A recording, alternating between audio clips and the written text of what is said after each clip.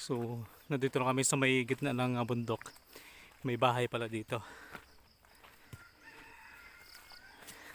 Saan yung destination natin, no? Yung may kahoy na yan. So, dyan pa kami pupunta. Saan? Ah! Ayan. So, yun mga nakikita nyo. Zoom natin. Yung butas po na yan, dyan kami pupunta, pero napakalayo po niyan, kasi akyat pa kami ng bundok. Siguro mga 2 kilometro pa ang lalakarin.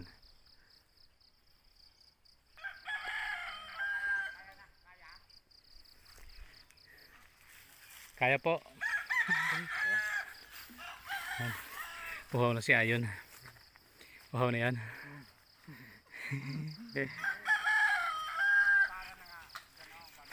So may mga kabayan din pala dito sa gitna ng bundok, pero ito po ay patag, pero yung ahonin namin medyo matarik, pero umahon kami kanina matarik na. May baboy.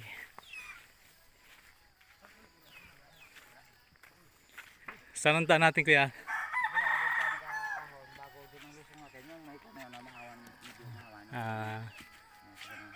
Opo. So dyan po kami dadaan, tapos papunta po doon.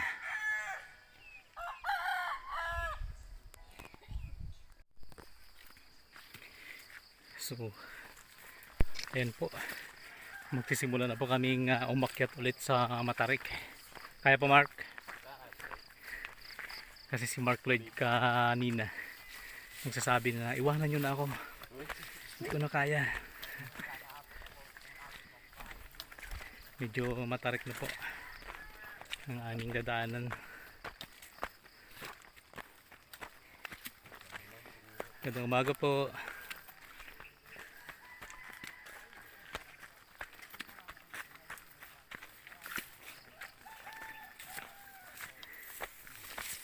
So dito po, ito po ay kabukiran na, pero kilala po nila ako dahil marami pong nakikinig ng radyo dito nung panahon na ako ay nagtatrabaho pa sa radyo. Marami nakikinig sa program ko, sa mga balita at impormasyon na ating ibinibigay sa mga tao. Ano yan? Servisyon totoo lang. Hanggat di natutulog ang balita, gising tayo. Tara. Ibang station yun Iba pala. Medyo matarik na talaga. Off muna natin sa cellphone. Ano yan? Hingal na. Ayan si Ayon, si Mark, si Jano at si Kuya Romeo. Yun yung aming kasama ngayon. Nandito na kami sa itaas, pero hindi pa ito yung papuntahan natin. Yun naman yung ibaba. Ayan, kitang kita yung ibaba dito. Sobrang ganda ng view. Kasi doon kami galing.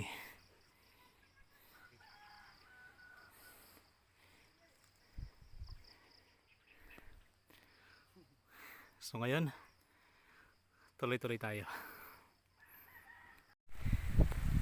So ayun, medyo patag na. Tapos pababa ulit kami. May mga kabayan ulit. Siguro yung mga nasalubong natin kanina dito sila nakatira. Parang nasa palabas palabas ng Panday. Malamig ng hangin. Tsaka malamig yung hangin dito. Ganda. Yan nga lang, nasa gitna talaga ng kabukiran, ng kabundukan. Tingnan nyo naman yung mga kakahuyan. Ayan. So dito, dahil may mga radyo sila dito, hindi pa siya masyadong naabot ng elektrisidad. Marami po yung nakikinig dito nung panahon na ako po ay isa pang mamamahayag. Ganda. Ganda ng komunidad. Meron silang mga kamuting kahoy dito, mga tanim. Nandito na kami sa Kakugunan. Naghanap kami ng madadaanan bago makarating sa kuweba. Daming ginto.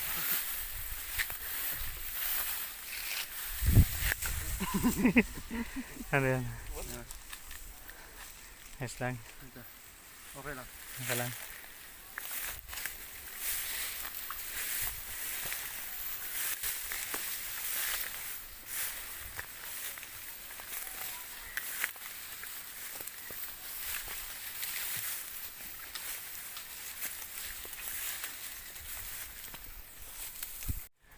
So nandito na kami ngayon sa itaas ng bundok.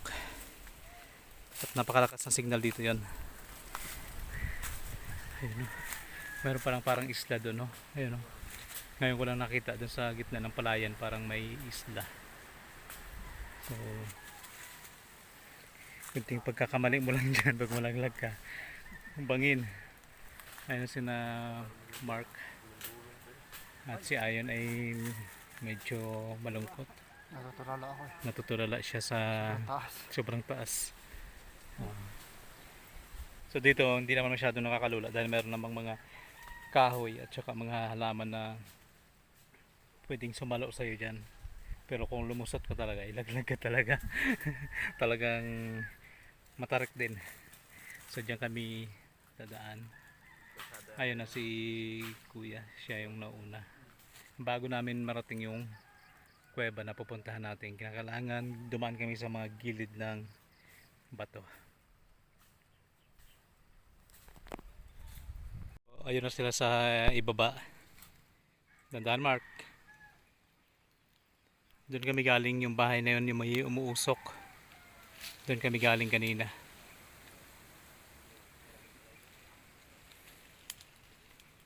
Sobrang matarik pala yung punta natin. Kaya. Kaya yan. Kaya pa yan. Ayun na sila sa ibaba. Pag makababa ka, kailangan mong humawak dyan sa mga bato na yan. Kasi pag hindi ka humawak, sigurado dun ka sa baba papulutin. Daming mga ibon na balin sa sayaw. Siguro yung kuweba na pupunta namin ay maraming nakatirang balin sa sayaw. Sobrang tapang namin. Sobrang adventure to.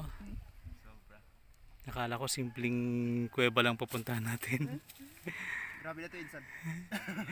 So, subukan na namin ha kung talagang hindi kayanin. Baka si Jano na lang yung papunta doon para magkuha ng video.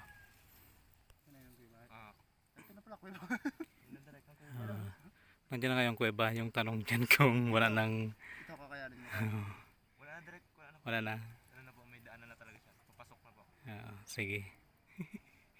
Pababa na yun dyan. Guide mo kami, Lord. Kasi pag tumingin ka sa ibaba. Huwag lang talaga tumingin sa baba direct. So, nandito na po kami sa itaas ng kuweba. So, dyan po kami dumaan sa bato na yan.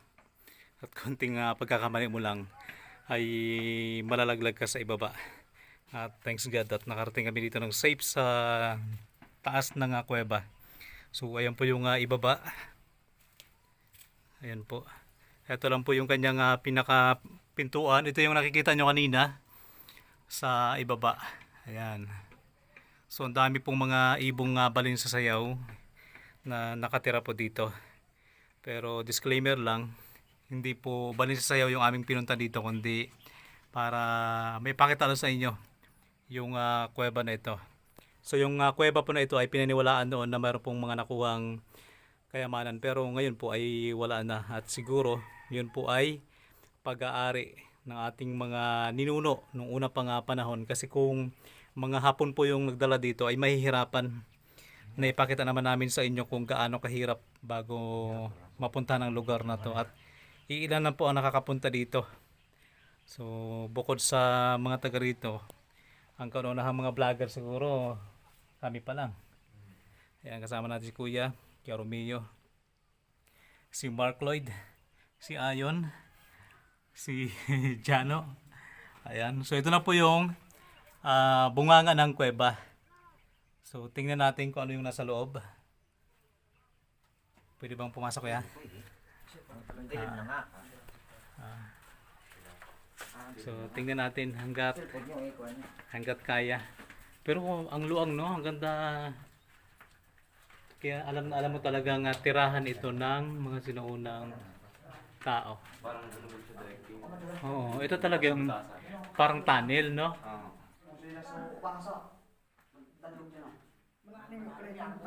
Malalim? Ah, sige, wag na tayong tumuloy pag malalim. Balik, pag gusto mong parito kayo, magkaroon tayong flashlight na. Oo.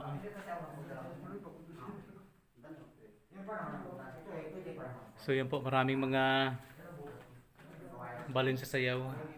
Hello Mark. Ayun. So ayun po, ang daming mga pugad ng baling sa sayaw pero hindi namin pwedeng galawin yan. Hindi rin natin sila pwedeng gambalain.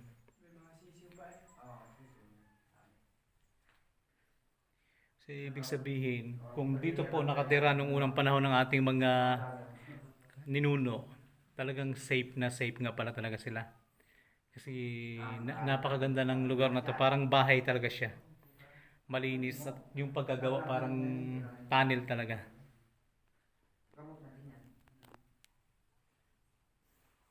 Yun, no? Sobrang ganda po dito sa loob, kaya pala maraming mga balin sa sayaw. At saka dito hindi masyadong nagagalaw. Sige nga na, pa-flashlight dyan. So ayun po yung kanyang loob. Pero mayroon pa tong butas no sa loob. Ah. Saan yung sisiw?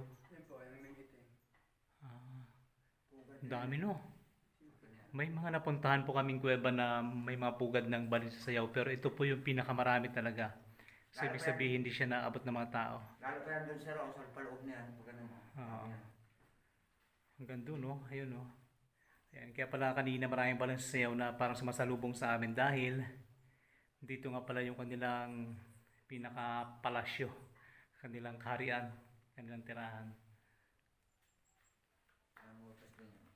Ah, may butas pa dyan. So, itong mga inaapakan namin, mga dumi ito ng balon sa sayaw. At saka ito yung pampataba sa mga halaman. Ito yung mini-mina dati para gawing pampataba, natural at organic. So titingnan natin yung itaas. Ayun.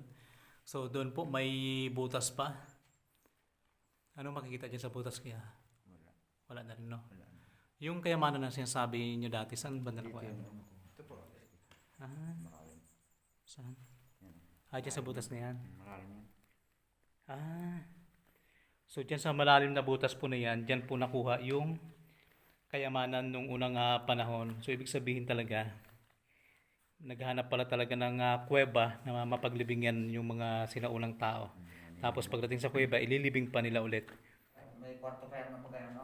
Doon pa sa loob? Ah. Ito yung palabas sa kuweba. Ayan. Ganda, no? Parang ang pagka-design niya talagang ginawa talaga. Maaring ayan, no? So yun yung palabas. Pag dito ka sa loob, ang makikita mo ay ulap. Pag nandun ka naman nakadungaw sa baba, ang makikita mo naman ay yung mga kabahayan sa ibaba. Pero napakalayo pa dito. Kaya nung unang panahon, masasabing dito talaga nagtago yung ating mga ninuno dahil alam nilang safe na safe sila. At saka kahit dito ka lang, no? Yan. Treasure hunter. Kahit dito ka lang, safe ka na.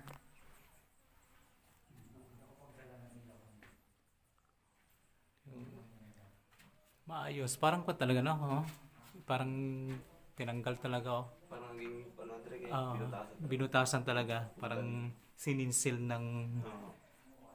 mga kagamitan ng pagkagawa. Galing. Kasi kung natural ako yung balat direct, meron talaga ito dito sa taas. Oo.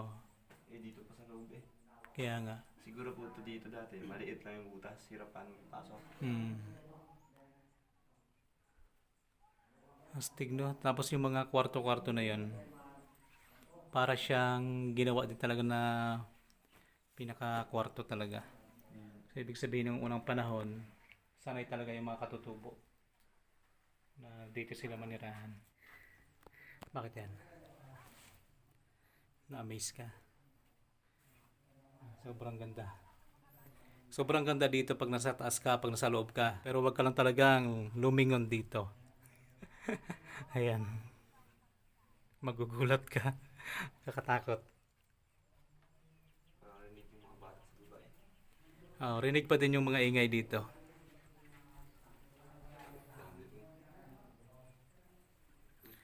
Ayan, daming mga ibon na nagsisipagliparan.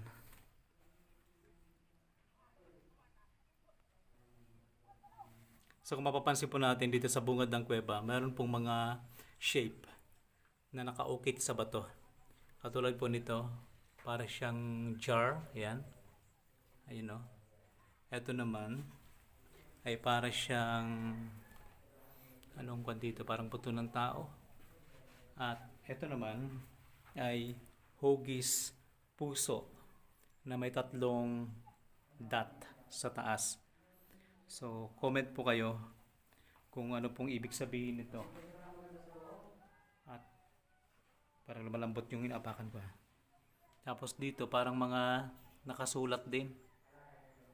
No? Ayun no. Oh, mga inukit siya. Ito dati day ko na ano siguro ng tubig. Natuyuan lang.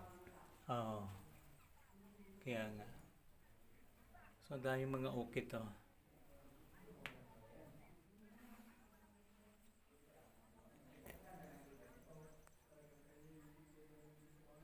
So, ayun po, naipakita na po namin sa inyo yung kagandahan ng lugar na to. So, maraming salamat sa pagsama niyo po sa amin at sa mga bago pa lamang dito po sa ating YouTube channel.